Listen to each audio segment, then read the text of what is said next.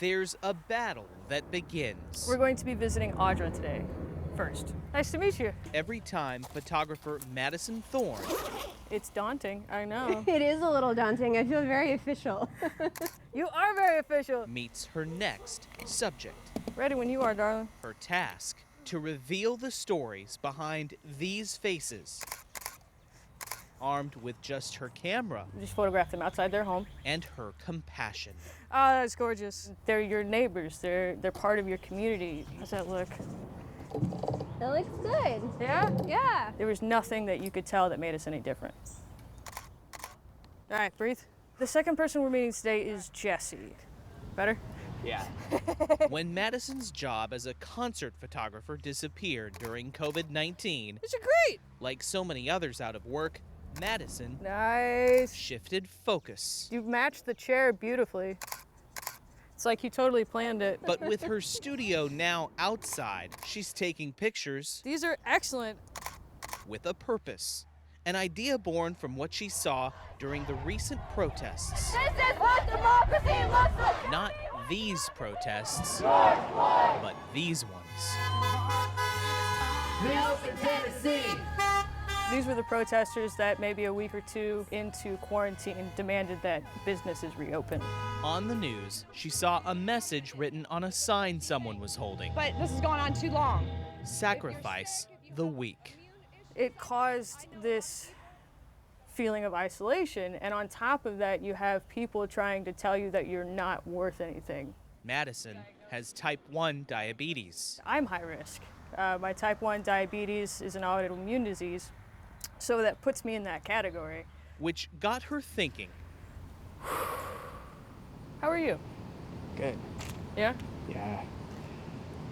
It's just been a lot to think about the last few days. How Kinda like could what we she were talking best about, fight the last battle night. of people just not understanding? That was a major thing with the autoimmune issues. I think I'm doing better. And then the next day I'm like, oh, just kidding. There's another corner it was hiding in. When I started to interview people who are also high risk, so I'm gonna go back to a couple of the things we talked about yesterday. I realized that we're far from alone. Tell me what you think. No weirdness, you know?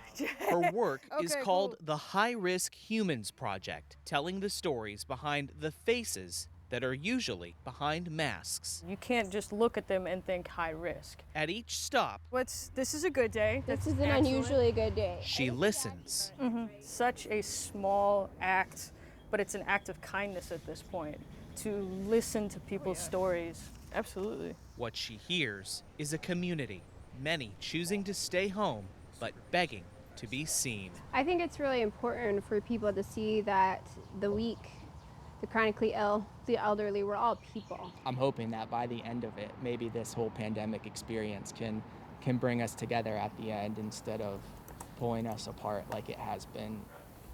And that, Madison says, is the point behind each smile. And I try really hard to get those smiles. You know, I'm completely goofy, as you know. Each story You know, I have notes and notes and notes and notes and notes. ends and up on notes her and notes. High Risk Humans website. I'm Brett Ryan Stewart. My name is Mark Gonzalez. My name is LaWanda Hurley. Not to be seen as someone at risk because of COVID, I'm high risk because I have chronic hypertension. I'm a recording engineer and a music producer, songwriter, and I have type 1 diabetes. I'm also high risk because I'm a little overweight plus some change. but as a father, Just the look on my daughter's face, talk about caring and love. That was the one that really stood out to me. a husband, Obviously the one with my wife. someone loved. You look at each person, you say, oh, that's my uncle, that's my nephew, that's my grandma, that's my auntie, and all these people are worth saving.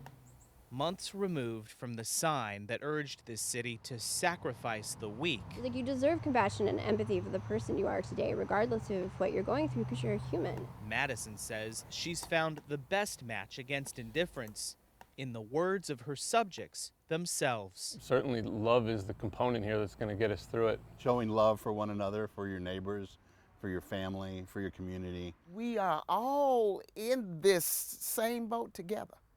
We're all in here together. In this battle against COVID, a vaccine will soon have its place. But in Madison's view, a little love can also give us a fighting chance. If one person goes to the website and looks at the photos and chooses to lead their actions with empathy, you're changing the world. Jason Lamb, News Channel 5.